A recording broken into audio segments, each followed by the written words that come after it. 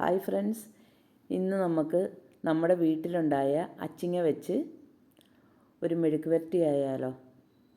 അപ്പോൾ വീഡിയോയിലേക്ക് പോകുന്നതിനേക്കാളും മുന്നേ ഞങ്ങളുടെ ചാനൽ ആദ്യമായിട്ട് കാണുന്നവരുണ്ടെങ്കിൽ ഒന്ന് സബ്സ്ക്രൈബ് ചെയ്യാൻ മറക്കരുത്. അതേപോലെ തന്നെ വീഡിയോ ഇഷ്ടപ്പെട്ടെങ്കിൽ ലൈക്കും ചെയ്യുക. അപ്പോൾ നമുക്ക് വീഡിയോയിലേക്ക് പോകാം. അച്ചിങ്ങയൊക്കെ ഉണ്ടായി കിടപ്പുണ്ട്.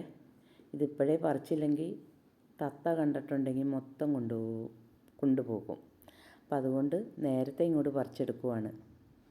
നീളമുള്ള അച്ചിങ്ങയുണ്ട്, അല്ലാത്തതുമുണ്ട്. അപ്പോൾ ഇപ്പം മൂഞ്ഞയൊന്നും കയറിയിട്ടില്ല. ഇനി കുറച്ച് നാളും കൂടെ കഴിയുമ്പോഴത്തേനും മൂഞ്ഞ കയറാനും തുടങ്ങും. അപ്പം അതിന് മുന്നേ എല്ലാം പറിച്ചെടുക്കുവാണ്. 2 വിത്തിനിട്ടിട്ടുണ്ട്. ഇടയിലൊക്കെ ഉണ്ട്. പിന്നെ നമ്മുടെ ചുമപ്പ് വള്ളിപ്പയറുമുണ്ട്. ഇതും കൂടെ നമുക്ക് പറിച്ചെടുക്കാം. അപ്പോൾ ആദ്യത്തെ പ്രാവശ്യം ഒരു ഗ്രോ ബാഗിൽ നട്ടതുണ്ടായിരുന്നേ.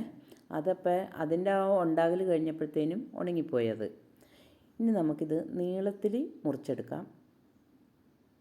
ഒരല്പം നീളത്തിൽ മെഴുക്ക് പുരട്ടിയാലോ. അപ്പോൾ എല്ലാം നമുക്ക് ഇതേപോലെ തന്നെ ഒടിച്ചെടുക്കാം. പയർ ഇഷ്ടം പോലെ ഉണ്ടാകുന്നുണ്ട്. പക്ഷെ വെയിൽ കാരണമാണ് എല്ലാം ഉണങ്ങിപ്പോവുകയാണ് ചെയ്യണത്. അപ്പം അതിൽ തക്കാളി ഉണ്ടായിട്ടുണ്ട്, പച്ചമുളകും എല്ലാം ഉണ്ടായിട്ടുണ്ട്. ഇതൊരു 10 എണ്ണം ഉണ്ടെങ്കിൽ നമുക്കൊരു കറിക്കായി. നല്ല നീട്ട ഈ ചുമപ്പ് പയറിന്. നീട്ടമില്ലാത്ത കുറ്റിപ്പയർ പോലത്തെ നട്ടിട്ടുണ്ടായിരുന്നു. അതെന്നാലും ആ വള്ളിയിലേക്ക് ഇങ്ങനെ കയറുകയാണ് ചെയ്തത്. എല്ലാം കൂടെ ഒരുമിച്ചാണ് ഇട്ടിരുന്നത്.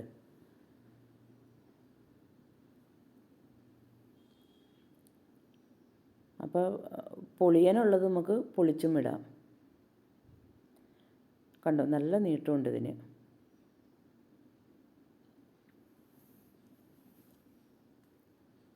അപ്പോൾ എല്ലാവരും ഇതേപോലെയൊക്കെ ഇപ്പം നടണ്ട കേട്ടോ. മഴ പിടിക്കുമ്പോൾ നട്ടാൽ മതിയേ. ടെറസിൻ്റെ മുകളിൽ കൃഷി ചെയ്യുന്ന ആൾക്കാർ എന്താണെന്ന് വെച്ചാൽ അല്ലെങ്കിൽ വെള്ളത്തിൻ്റെ ഒരു പ്രശ്നം വരും. അപ്പോൾ ഇതിലേക്ക് ഞാൻ ഒരു 1/2 ഗ്ലാസ് വെള്ളമേ ഒഴിക്കുന്നുള്ളൂ. ഒന്ന് വാട്ടിയിട്ട് നമുക്കെടുക്കാം. അതല്ലെങ്കിൽ ചീനിച്ചട്ടിയിട്ട് തന്നെ ഇട്ടാലും മതിയേ. ഇത് ഞങ്ങൾ പുതിയ സ്റ്റൗ വാങ്ങിയേ. അപ്പോൾ ആദ്യത്തേത് പൊട്ടിപ്പോയി. അത് ഞാൻ ദോശ ഉണ്ടാക്കിക്കൊണ്ടിരിക്കുമായിരുന്നു. എന്നാൽ ചെറിയ അടുപ്പിലുമാണ് വെച്ചായിരുന്നത്. പെട്ടെന്ന് ടെക്കുന്നൊരൊച്ച കേട്ട് നോക്കിയപ്പോൾ ഈ ഗ്ലാസ്സെല്ലാം നമ്മൾ ഈ വണ്ടി ഇടിച്ചിട്ടുണ്ടെങ്കിൽ ഗ്ലാസ് ചെതറിക്കിടക്കൂലേ, ഇത് അതേപോലെ ചെതറിപ്പോയി. അങ്ങോട്ട് പൊളിഞ്ഞു പോകുന്നില്ല. ഇതിൽ തന്നെ ഇരുന്നുകൊണ്ട് പൊടപൊടാന്നും പറഞ്ഞുകൊണ്ട് അങ്ങോട്ട് പൊട്ടി. അപ്പോൾ അതൊരു വല്ലാത്തൊരു ഇതായിപ്പോയി. എന്നിട്ട് ഞാൻ കഞ്ഞിയൊക്കെ വെച്ചത് വലിയ സ്റ്റൗ ഉണ്ട്, ഈ ഒറ്റ സ്റ്റൗ ആയിട്ടുള്ളത്. അതിൽ വെച്ചാണ് കഞ്ഞിയും കറിയൊക്കെ ഉണ്ടാക്കിയെടുത്തത്. അപ്പം നമ്മളൊരു പുതിയ അടപ്പ് മേടിച്ചേ. നമുക്കുണ്ടായത് ഗ്രീൻ ചെഫിൻ്റെ ഒരടപ്പായിരുന്നു. അപ്പം അതിന് കംപ്ലൈൻറ്റ് വരുമ്പോഴത്തേനും എപ്പോഴും ഞങ്ങൾ വിളിച്ചു പറയും സർവീസ് സെൻറ്ററിൽ. പക്ഷേ അതിൻ്റെ സർവീസ് മോശവുമായിരുന്നു. അവർ വിളിക്കുമ്പോൾ സമയത്ത് വരില്ല. ഇപ്പം വിളിച്ചിട്ട് ഒരാഴ്ച കഴിഞ്ഞു, 1 മാസത്തോളമായി. അപ്പോൾ അവർ പറയുന്നത് അതിൻ്റെ സാധനങ്ങൾ ബാംഗ്ലൂരിൽ നിന്ന് വന്നുകൊണ്ടിരിക്കുവാണ്. പല പ്രാവശ്യം അവരെ വിളിച്ച് അവസാനം അടപ്പിൻ്റെ ഒരവസ്ഥ കാണിച്ചു തരാം കേട്ടോ. അതിൻ്റെ ഗ്ലാസ് എല്ലാം പൊട്ടി. ഇപ്പോൾ അതേ വേറൊരു പുതിയ അടപ്പ് മേടിച്ചു ഞങ്ങൾ.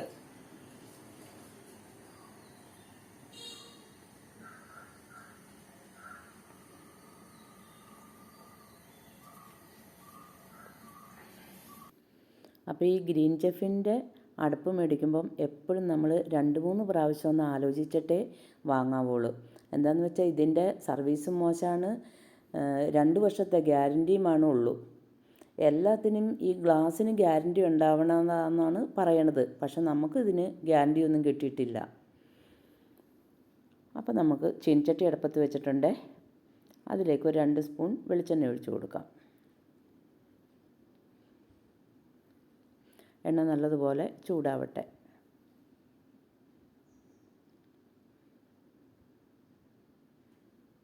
എണ്ണ ചൂടാകുമ്പോഴത്തേനും ഞാൻ വെളുത്തുള്ളി അരിഞ്ഞാണ് എടുത്തത്, ചതച്ചില്ല.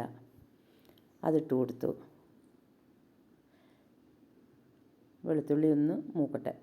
അപ്പോഴത്തേനും ചുമന്നുള്ളി അരിഞ്ഞ് വെച്ചിട്ടുണ്ടായിരുന്നേ. ഒരു 5-6 ചുമന്നുള്ളി അതും കൂടെ ഇട്ട് കൊടുക്കാം. എന്നിട്ട് വെളുത്തുള്ളിയും ചുവന്നുള്ളിയും കിടന്ന് നല്ലതുപോലെ ഒന്ന് മൂക്കട്ടെ.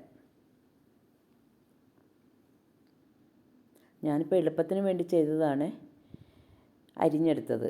അപ്പോൾ കുറച്ച് കറിവേപ്പിലയും കൂടി ഇട്ട് കൊടുക്കാം. ഇനി ഇത് നല്ലതുപോലെ മൂത്ത് കിട്ടണം. അപ്പം ഞാൻ പച്ചമുളക് പറിച്ചുകൊണ്ട് വന്നിട്ടുണ്ടായിരുന്നേ, അത് നല്ല പഴുത്ത മുളകായിരുന്നു. അപ്പം ഞാൻ അതും ഒരു 2-3 എണ്ണം അരിഞ്ഞിട്ടിട്ടുണ്ട്. അപ്പം നമുക്ക് മുളകിൻ്റെ പൊടി കുറച്ചിട്ട് കൊടുത്താൽ മതിയല്ലോ. നമ്മുടെ നല്ല പച്ചമുളക് നമുക്ക് കൂട്ടി കഴിക്കുകയും ചെയ്യാം. ഇനി നല്ലതുപോലെ ഒന്ന് മൂക്കട്ടെ.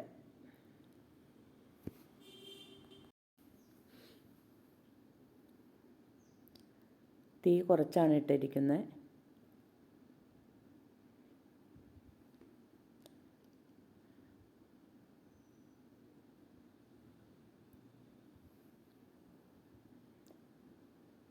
അപ്പോൾ ഉള്ളിയൊക്കെ വാടി വരുന്നുണ്ട്. അപ്പം നമുക്ക് അച്ചിങ്ങ വേണമെങ്കിൽ വേവിക്കാതെയും ഇതിലേക്ക് ഇടാം കേട്ടോ. ഇങ്ങനെ ഞാനിപ്പോൾ ഒന്ന് വേവിച്ചെടുത്തതേ ഉള്ളൂ. അപ്പം ഞാനൊരു 1/2 ടീസ്പൂൺ മഞ്ഞൾപ്പൊടിയും ചതച്ച മുളകും കൂടെ ഇട്ട് കൊടുത്തിട്ടുണ്ട്. 1 ടീസ്പൂൺ ചതച്ച മുളക്. അപ്പോൾ ഈ പച്ചമുളക് ഇട്ടതുകൊണ്ടാണ് 1 ടീസ്പൂൺ ഇട്ടത്, അല്ലെങ്കിൽ 2 ടീസ്പൂൺ ഇടണേ. മുളകൊന്ന് മൂക്കട്ടെ. ഒത്തിരി അങ്ങോട്ട് കരിഞ്ഞും പോവരുതേ. അപ്പോൾ അച്ചിങ്ങ വലത്തുമ്പോൾ കറുത്തിരിക്കും. ഇനി നമുക്ക് ഇത് നല്ലതുപോലെ വെള്ളമൊക്കെ വറ്റിയിട്ടുണ്ട് അച്ചിങ്ങ. ഇനി നമുക്ക് ഈ അച്ചിങ്ങയും കൂടെ ഇട്ട് കൊടുക്കണം. എന്നിട്ട് നല്ലപോലെ മുരിച്ചെടുക്കണം. ഉണ്ടോ, വെള്ളമൊന്നുമില്ല. നമ്മളൊരു 1/2 ഗ്ലാസ് വെള്ളം ഒഴിച്ചിരുന്നുള്ളൂ. ഇനി നല്ലതുപോലെ ഇളക്കിയെടുക്കണം. ഒന്ന് നിരത്തി ഇട്ട് കൊടുക്കണേ, എന്നാലേ മുരിഞ്ഞ് കിട്ടുകയുള്ളൂ. ആ വെള്ളമയമൊക്കെ നല്ലതുപോലെ വറ്റി വരണം.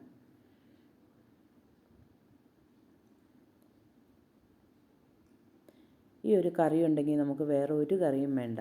ഇതുകൊണ്ട് തന്നെ നമുക്ക് ഊണ് കഴിക്കാൻ പറ്റുമേ.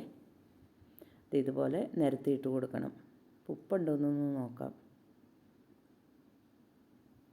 ഉപ്പൊക്കെ ഉണ്ട്. അപ്പം നമ്മുടെ അച്ചിങ്ങ മെഴുക്ക് വരട്ടി റെഡി ആയിട്ടുണ്ട്. അപ്പോൾ ഇന്നത്തെ ഞങ്ങളുടെ വീഡിയോ ഇഷ്ടപ്പെട്ടെങ്കിൽ ലൈക്ക് ചെയ്യാൻ മറക്കരുത്. ഇതേപോലെ എല്ലാവരും അച്ചിങ്ങ കിട്ടുമ്പോൾ ഒന്നുണ്ടാക്കി നോക്കാനും മറക്കരുത്. അങ്ങനെ നിരത്തി ഇട്ട് കൊടുക്കണം. കണ്ട, വെള്ളമയമൊന്നുമില്ല, നല്ലതുപോലെ മുരിഞ്ഞൊക്കെ കിട്ടിയിട്ടുണ്ട്.